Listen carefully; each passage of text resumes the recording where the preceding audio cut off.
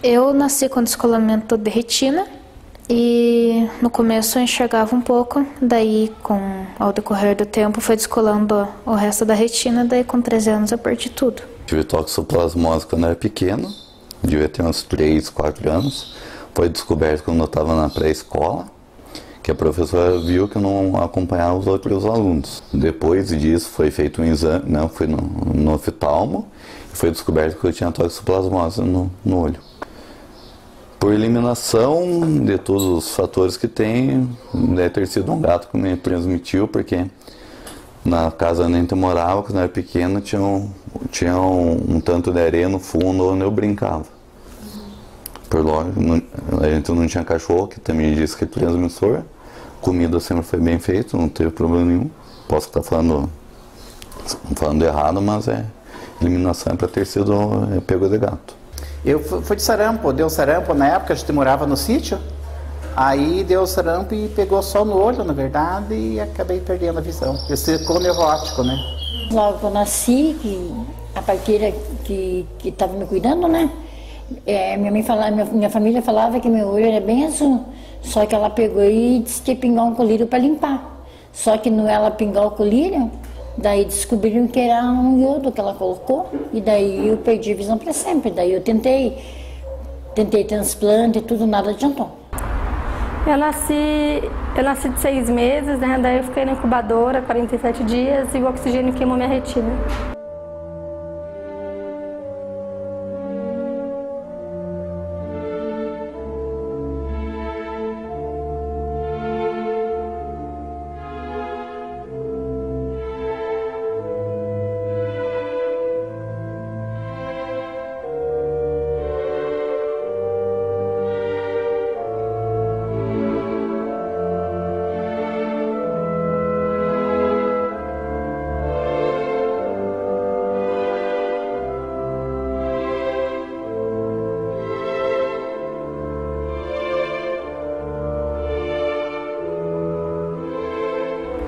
Há 19 anos eu realizo esse trabalho voluntariamente com a associação que hoje leva o meu nome, a Associação Fernanda Bianchini.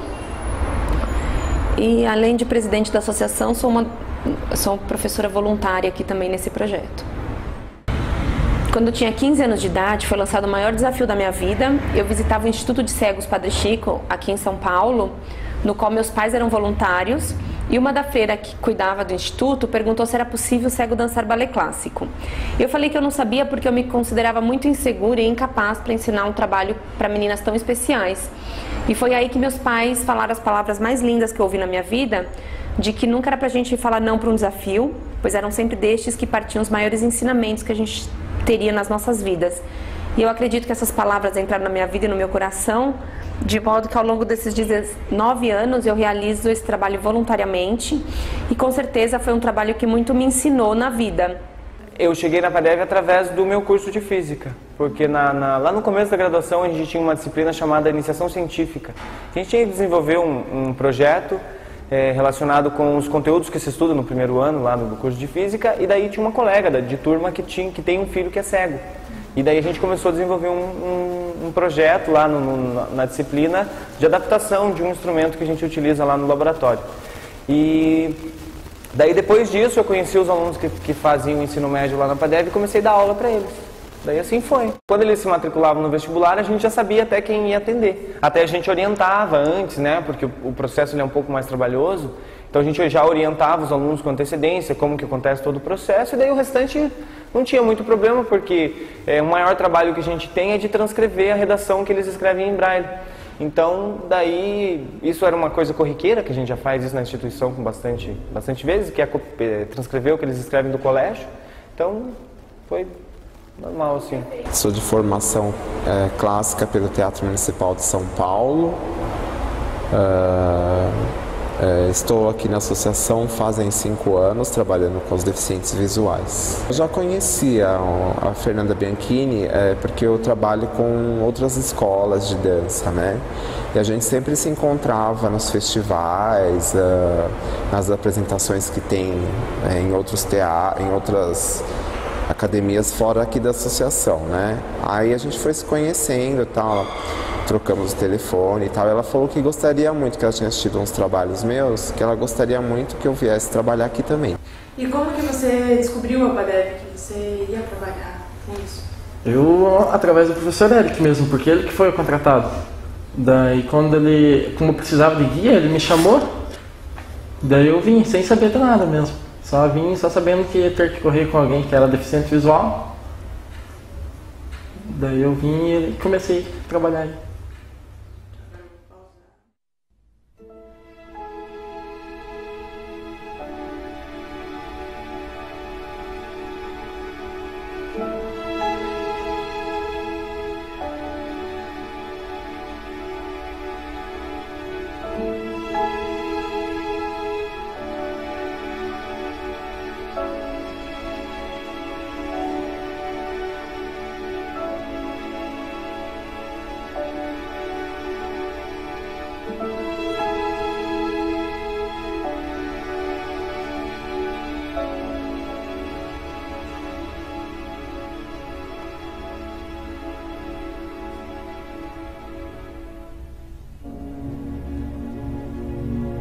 Existem vários tipos de cegueira, né? Existe cegueira por catarata, por ceratocone, por ametropias, por doenças degenerativas, que são doenças da retina, da mácula, do nervo óptico.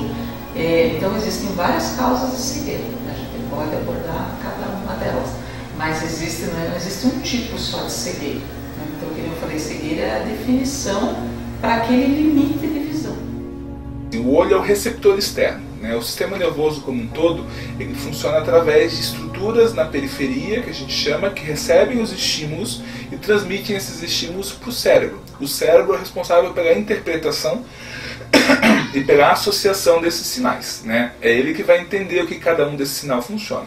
Então o olho é esse receptor externo, né, que faz com que o nosso cérebro perceba a imagem. Então ele funciona como a lente da câmera, né? A lente da câmera ela capta a imagem, né, e essa imagem é transportada por um dispositivo onde ela é armazenada essa imagem. No cérebro não é muito diferente disso.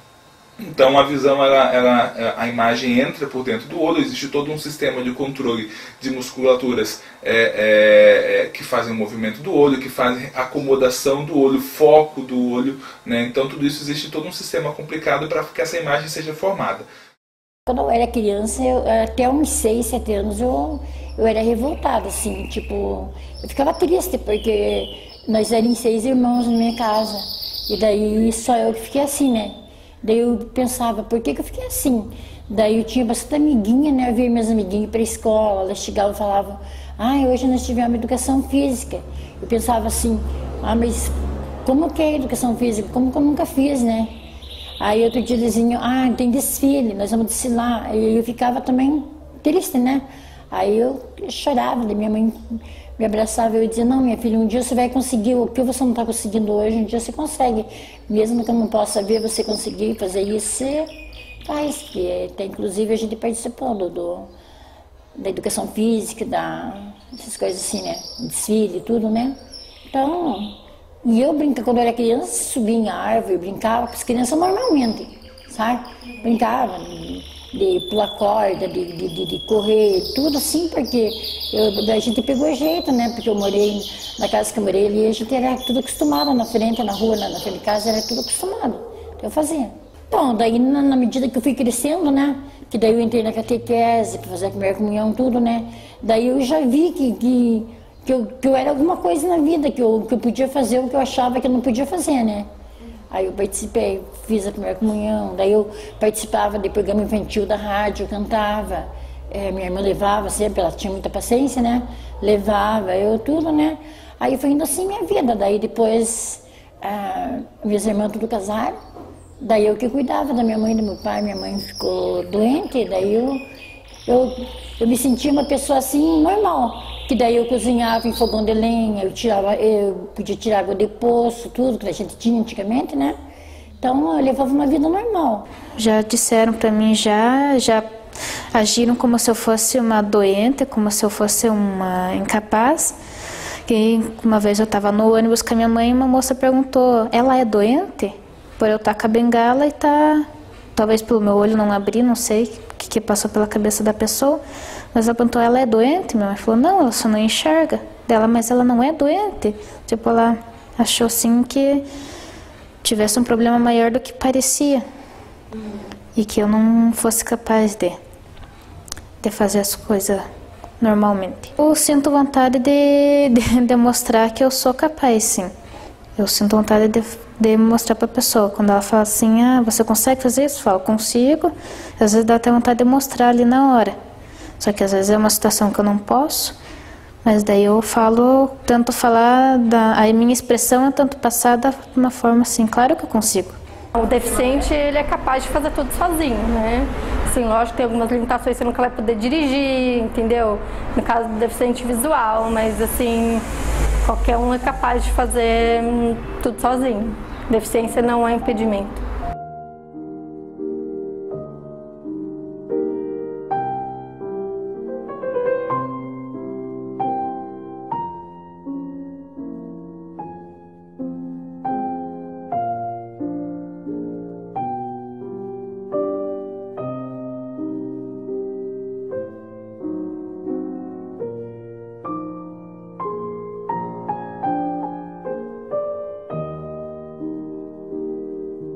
Quando eu comecei a ensiná-las, eu não vi um motivo para não torná-las bailarinas clássicas.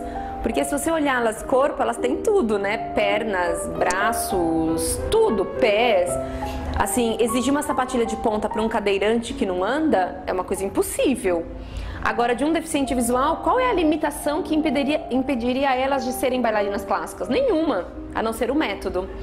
Então, quando eu fui ensinar o primeiro passo de balé, que era o échappé sauté, que a bailarina tinha que saltar abrindo a perna e saltar fechando a perna, eu falei, para ficar mais fácil o processo, eu falei que elas tinham que imaginar que elas estavam saltando fora de um balde e dentro de um balde. Foi aí que uma das alunas falou, tia, mas o que é um balde? Porque eu nunca vi. Eu percebi nesse momento o quanto eu precisava entrar no mundo do deficiente visual, entender suas limitações, suas dificuldades, para que depois eu pudesse apresentar o meu mundo da dança clássica para elas, né? Que era o que eu estava disposta a ensinar. Então foi essa troca mútua de ensino-aprendizagem que nasceu o método de balé para cegos, que foi patenteado e publicado na minha tese de mestrado em janeiro de 2005.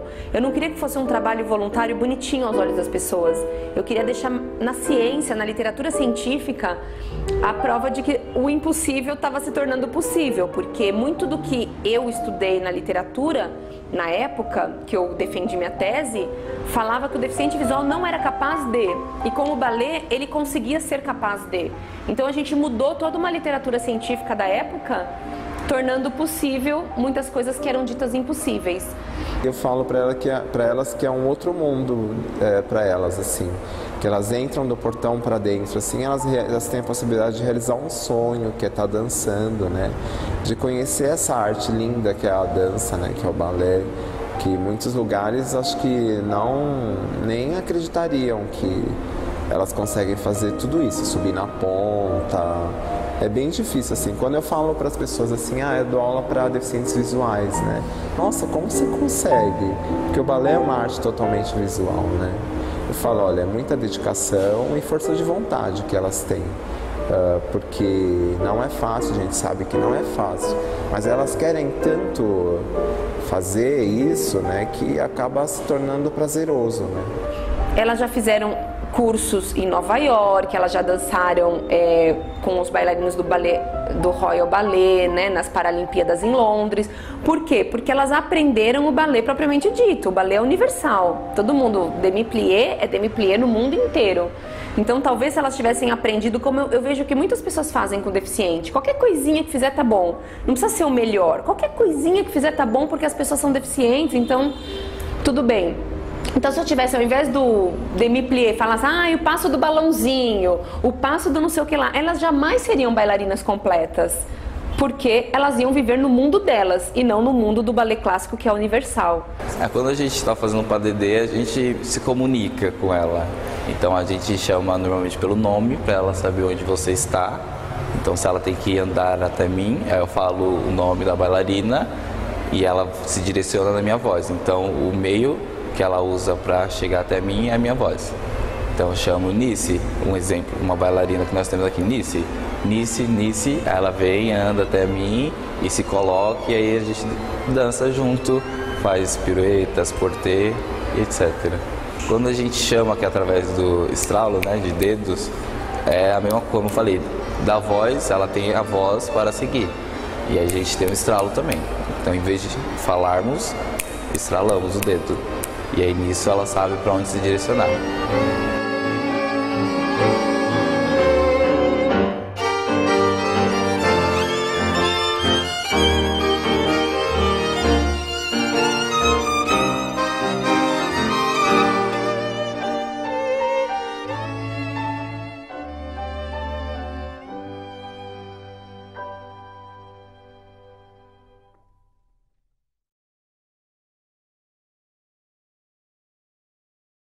A gente mexe com tudo, eu trabalho de casa, eu faço todo o trabalho. Aqui na vila eu ando até mesmo sem a bengala, que a gente tem a bengala de modabilidade que se usa, né?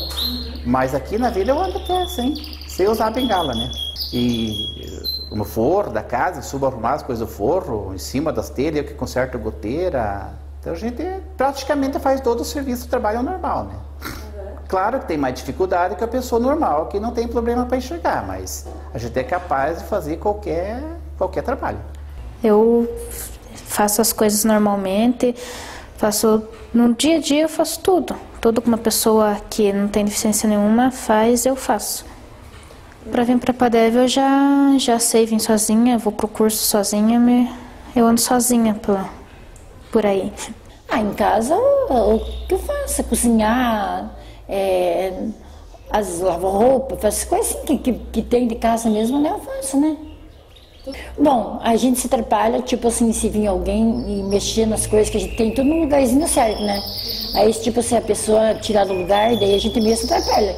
Então, por isso que a gente já perde tudo para deixar no lugarzinho certo. Porque eu perdi a visão, mas eu morei com a minha irmã, eu ajudava a cuidar do meu sobrinho, fazia tudo, a gente costuma, né? A gente vê, eu assisto, porque a gente não pode ver, mas escuta, né? Então, é a mesma coisa. Eu faço parte do coral da igreja também. Todo mundo que canta lá fica com o folheto, lendo tudo, né? E eu não, eu ensaio uma, duas vezes, né? Daí eu sigo eles, né? A gente vai bem daí. E eu também, época de Natal, sempre faço mensagem de Natal na igreja, né? Mas não tipo assim, de escrita, é uma mensagem assim de cabeça mesmo. Só que, vamos falar, meu ponto de equilíbrio é um pouquinho diferente. Eu apoio um pouco mais para praticar meu esporte. Mas a gente vai se ajustando, né? Tipo, não tem muito. Tipo, quando você tem deficiência em algum sentido, outra se manifesta melhor, né? Minha audição é melhor mesmo. Em parte de visão.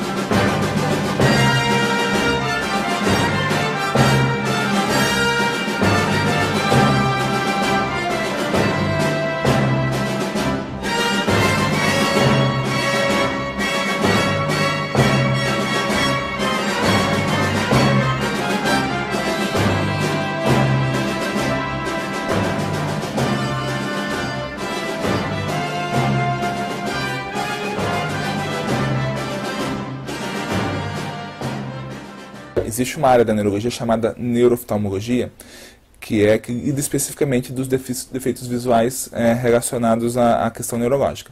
Não é bem a minha área de atuação, né? Não tenho contato diário com pessoas cegas, né?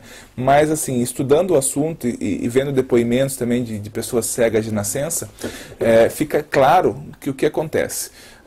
Os nossos 5 sentidos básicos fazem com que o nosso cérebro... Para que eles servem os nossos 5 sentidos? O tato, olfato, paladar, gustação, visão. Servem para que o nosso cérebro entre em contato com o meio que nos cerca. Então, fazendo com que a gente consiga interagir com o meio, tanto com as pessoas quanto com os objetos, com o meio ambiente em si. Então, quando a pessoa não tem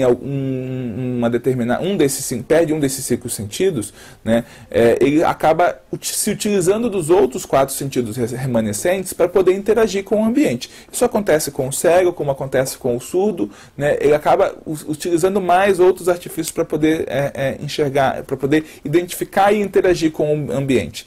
Com o cego não é diferente. Então, na verdade, o cego ele tenta compensar o déficit visual sobrecarregando o tato e a audição, principalmente. Então, ele se utiliza do tato para reconhecer estruturas, para reconhecer faces, né? É muito comum os cegos tentarem pedirem para palpar o rosto das pessoas para tentar reconhecer determinados fatos e no futuro talvez, se possível, conhecer novamente. Ou pelo menos para ter uma ideia de como seria aquele rosto. E principalmente a audição, ele fica extremamente sensível, então pequeno som do ambiente, que a maioria das pessoas não se dá conta, o cego percebe porque aquela informação é muito relevante para ele, né? Então, em relação aos sonhos, o que acontece é que os sonhos, na verdade, existem várias teorias relacionadas ao sonho, a gente não tem certeza absoluta de como isso acontece, mas de uma forma geral, é um momento do cérebro onde ele utiliza informações do nosso cérebro e cria passagens, cria imagens, cria ambientes onde experiências, e às vezes se confundem um pouco tanto com experiências anteriores, com ideias que você pensa para o futuro. Então essas imagens, essas ideias se confundem. No caso do cego de nascença, que não tem nenhuma informação de como as substâncias são realmente, ele não tem imagem, não tem uma relação de que esse lápis, por exemplo, é da cor vermelha. A palavra vermelha para ele não tem um significado muito claro. Ele sabe que é uma cor, mas ele não consegue associar uma palavra com a imagem dessa palavra. Então, eu vi relatos de duas maneiras. A maioria dos relatos, né, dos cegos de nascença é que a imagem não é importante para eles. Como eu disse, o importante é a audição e o tato. Só que durante o sonho, o que mais chama a atenção é a audição. Né? Então eles sonham muito com os sons. O tato, a experiência sensitiva no sonho também ocorre, mas com uma capacidade bem menor. O sonho a gente sonha assim, como se a gente estivesse andando com a pessoa, mesmo tocando com a pessoa, conversando. Mas é assim como se fosse real. Assim, acho que a mesma coisa que você enxerga a pessoa, a gente é através da conversa, né? Não, se eu sonhar com qualquer uma pessoa, a gente sonha com a voz, né? Como que a pessoa veio aqui, está almoçando, a gente está andando junto, sei lá, coisa parecida assim, mas a gente sonha com a voz da pessoa normal, né? Se a gente está vendo uma festa, a gente sonha com alguém que estava na festa lá, sonha com a voz da pessoa, que conversou com a pessoa, né? Mais ou menos assim. É até interessante essa parte do sonho, porque que nem eu estava conversando com o Bruno, uma vez eu sonhei com ele, e pessoas que eu conheci antes de ficar cega, eu vejo nos meus sonhos. Só que pessoas que eu conheci depois eu não vejo, só ouço as vozes. Daí esses dias eu sonhei com o Bruno e com uma pessoa que eu já conheci. Então ele eu não via, mas ela eu via. Ele eu só ouvia a voz, mas dela eu via, por já ter conhecido ela. E os dois estavam juntos no mesmo lugar, na mesma situação.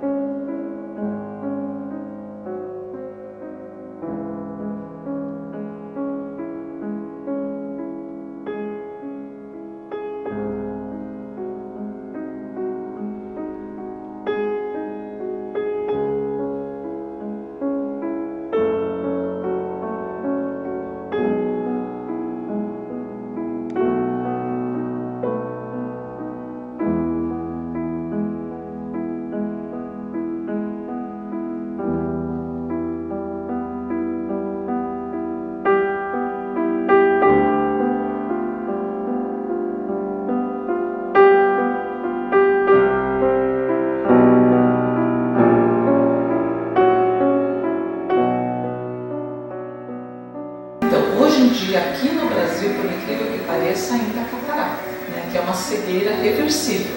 Mas é um país muito grande, muito populoso, com difícil acesso, né, das pessoas à cirurgia. Então, o que mais deixa a pessoa cega hoje em dia é a catarata, que é uma cegueira reversível, que você fazendo uma cirurgia, você pode reverter esse processo. Mas as pessoas não têm acesso à cirurgia em muitos locais do Brasil.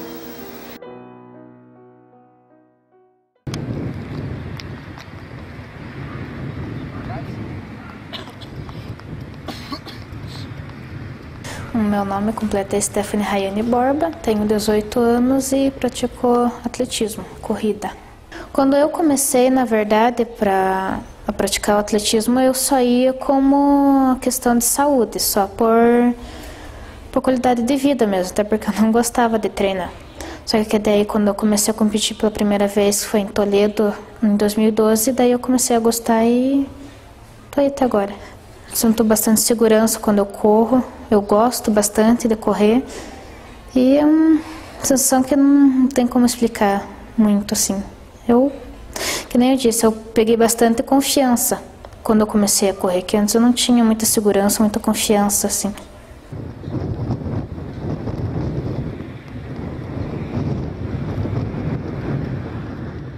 Quando eu conheci ele, eu achava que ele era muito quietinho, assim, quase não ia conversar, a gente não ia ter uma amizade muito boa. Só que daí, com pouco tempo já, a gente teve uma boa amizade, começamos a conversar já, daí...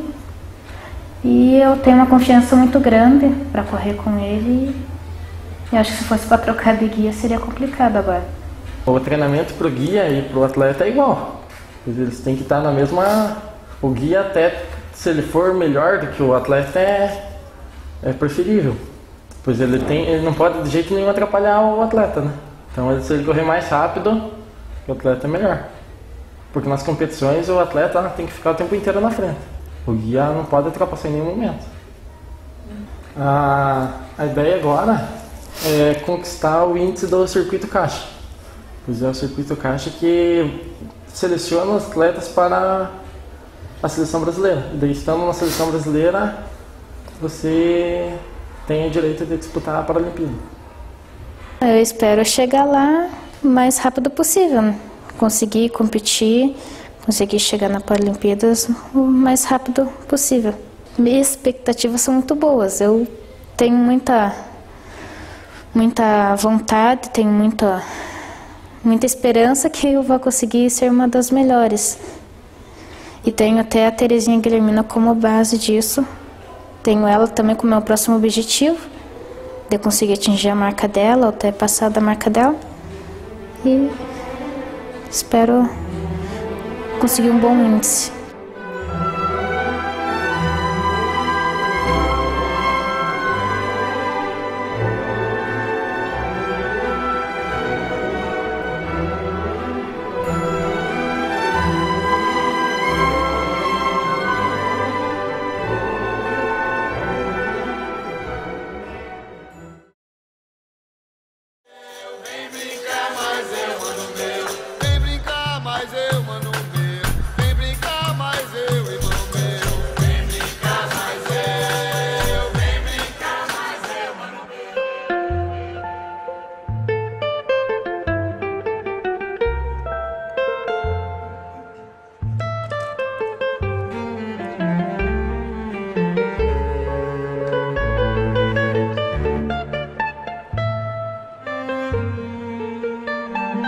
This is the third battle. Capoeira versus Samba na Ponta. The third and last dance battle here between Capoeira and classical ballet. Interesting is that these ballet dancers are the only professional ballet company for visually impaired people in the world. Londres foi bem marcante pra gente, porque foi uma coisa assim inesperada, que a gente estava aqui e chegou, então, a gente está precisando de algumas... né, a gente foi convidada para ir para as Paralimpíadas, então foi um negócio totalmente inesperado. Eu acho que as coisas que acontecem sem a gente prevê ou se a gente está esperando são as melhores, né? Elas foram para Londres na Paralimpíadas, fizeram o encerramento da Paralimpíadas, tudo. E na volta foi super difícil, porque lá eles deram toda a assistência para elas. E aqui tinha deficientes que não tinha ninguém nem para pegar mala. Não se ofereciam nem para pegar a mala delas, e nem dos outros deficientes que tinham dificuldades, eles não tinham braço, alguma coisa, e ninguém se abalava para pegar uma mala da esteira, assim, para ajudar. A gente foi tratada muito bem, a gente foi lá no Royal, né, que é a escola lá, então a gente entrou nas salas, foi bem legal, dançamos lá, então é um outro tipo de tratamento, né. Pra gente foi muito emocionante, né, uma responsabilidade muito grande, então representar o país, né, fazer o nosso melhor, então foi muito gratificante, né? Realmente lá a gente viu como o balé é valorizado, né, diferentemente daqui.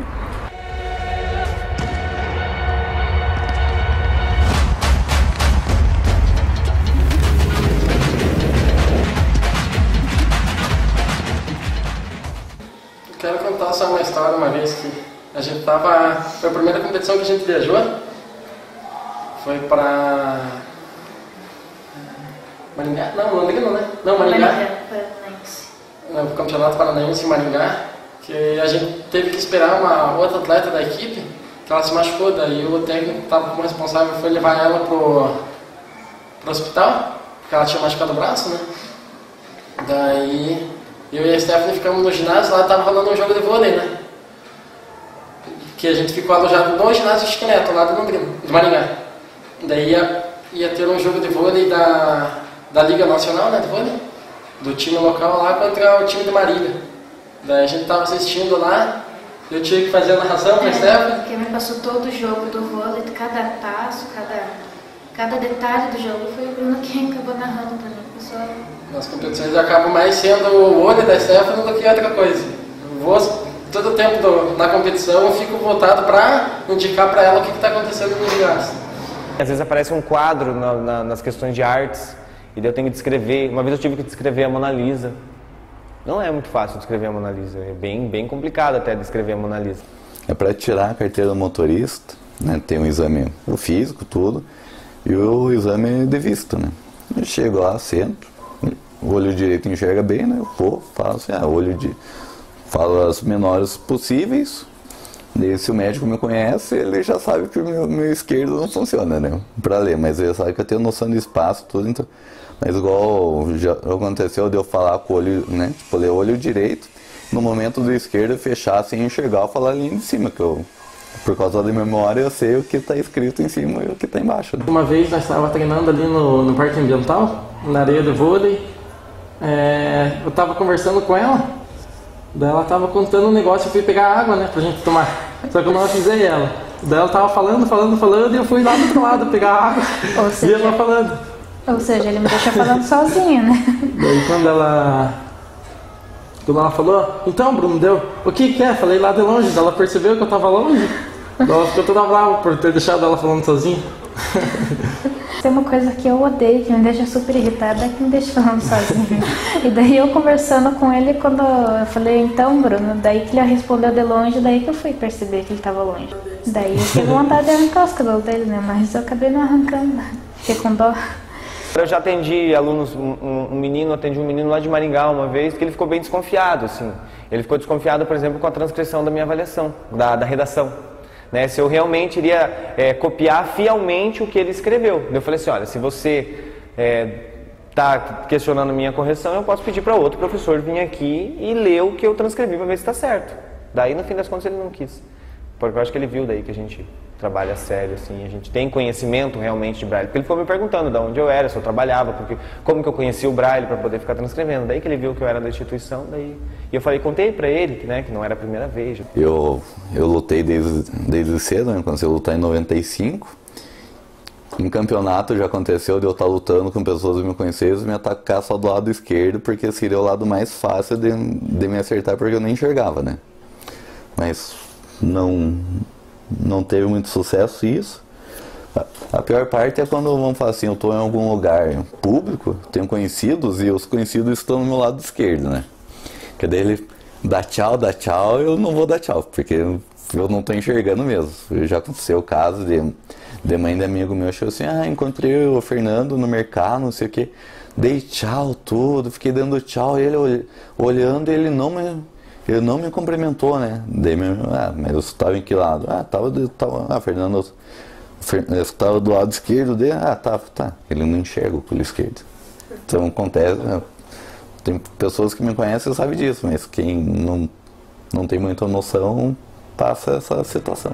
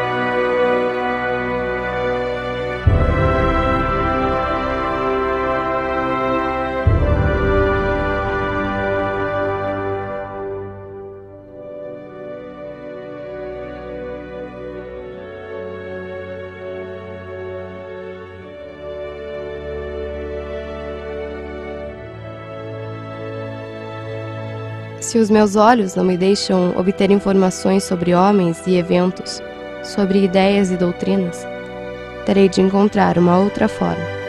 Louis Braille.